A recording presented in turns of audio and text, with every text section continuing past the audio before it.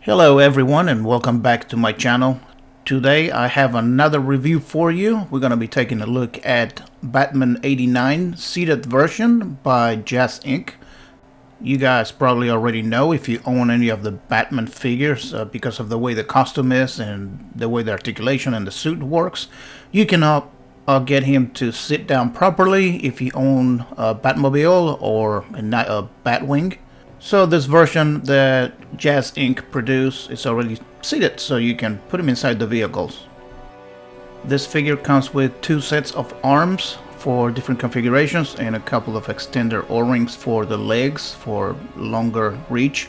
The first one is for the Batmobile with the straight arms straight out, and then on the second one you have the elbow band for the Batwing. Since the arms are not articulated for either configuration, the way Jazzinc did this, they added a magnet which is pretty strong inside the body and in the arm.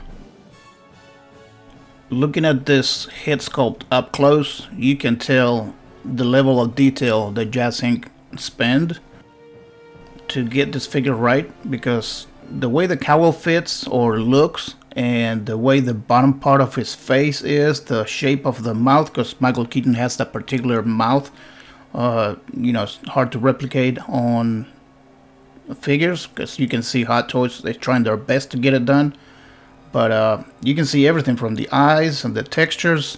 This is Michael Keaton, and I'm so glad, because not only is a figure to put inside a vehicle, it also has to look right. And I got real close to his face as best I can with the camera, and you can see his eyes, the color, and they even added a little bit of a shadow around his eyes, like he would have blacked out when he's wearing the costume. Amazing work on the face, on the head sculpt. 1000 out of 10. Also, you could tilt the head up some if you need to, but then the bat symbol just looks out of place, and I would not turn it left or right because the spikes on the cowl is just, they're not gonna let you move it. We're taking a look at the figure itself, the whole costume and the textures from the cape. We'll look at the cape in a second, but you can see the texturing on the suit itself is pretty well done. It seems to be in scale with the size of the actor itself. The color of the belt, it is a little darker than the original prototype and even on the box art. They also added all the detailing on the leg part of the costume with the knee pads as well and the shin guards all the way down to the boots, the bottom of the boots, which you're not going to see because it's going to be sitting, but the threading on the boots is there. They even added the Nike checkmark on the shoes that Michael Keaton was wearing. You know, the extra detailing on the gloves itself, the gauntlets, and inside the palms you can see those little spikes that he had while he was wearing in the movie. The cape itself is made into this material that simulates leather or rubbery leather. On one side it's a little more dull on the inside, and it drapes really well. It has like a little seam over there to make it drape perfectly. And it's short enough so he won't be sitting on the cape once you put him in the vehicle. One thing I did forget to mention before is the legs have a little bit of articulation, and I'm assuming this is done on purpose. That way when you sit him in the vehicle, the legs and the feet will not be in the way and it will fit perfectly.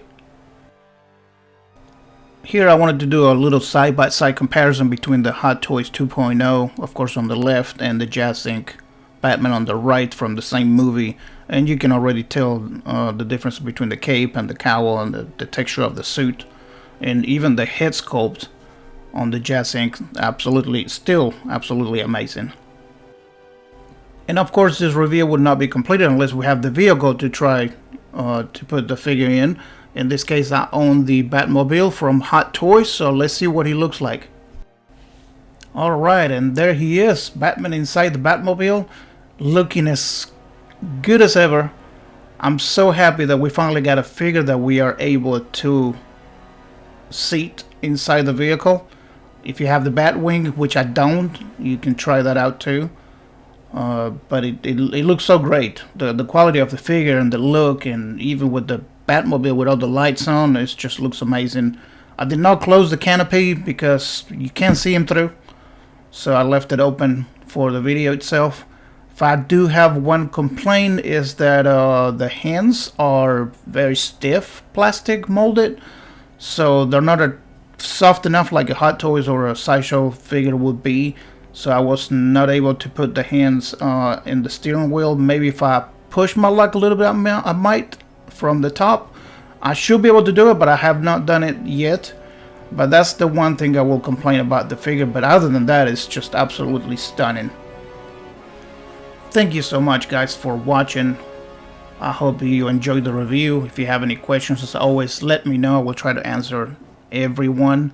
And hit the subscribe, that like, get the notification going for another review. We have some more coming. And yeah, I hope you enjoyed it. I'll see you guys on the next review.